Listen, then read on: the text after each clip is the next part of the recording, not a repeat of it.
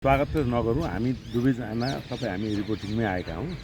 तर पनि अलि आज यही सम्बन्धी कुरा राखौँ। यसै सम्बन्धी हजुर बिट्यो पनि हुनुहुन्छ, अलि हामीभन्दा सिनियर पनि। ठिक हो। के छ त यो संसदले के निर्णय ल्याउँछ, के बालिन आउँछ भन्ने छ त के छ?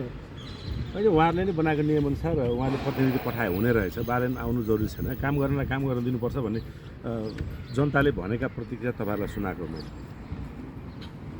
आज विशेष गरी संविधान परिषदले सिफारिस गरेका भावी प्रधान न्यायाधीश डाक्टर मनोज शर्माको उप 16वटा उजुरी परेको छ। त्यसमा संसदीय सुनवाई समितिले प्रश्न गर्ने र उहाँले उत्तर दिने कार्यक्रम सम्भवतः होला र आज त्यो सबै प्रक्रिया मिल्यो भने भोलि सरकारले राष्ट्रपतिका सिफारिस गर्न लाने भएको कुरा आजको संसद बैठक निकै नै महत्त्वपूर्ण हुनुपर्छ जस्तो लाग्छ।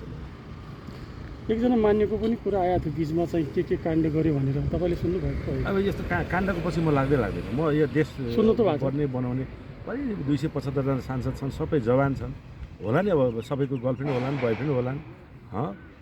धेरै कुराहरू यसको पछि लाग्ने होइन नि। प्रधानमन्त्रीको काण्ड आएको छैन होइन, सरकारमा भएको मन्त्री भएकाहरूको काण्ड आएका छन्। सबैको जिम्मा बालेन शाहले लिनुपर्छ भन्ने छ छैन। ल अहिले यतिकै कुरा गरौँ है।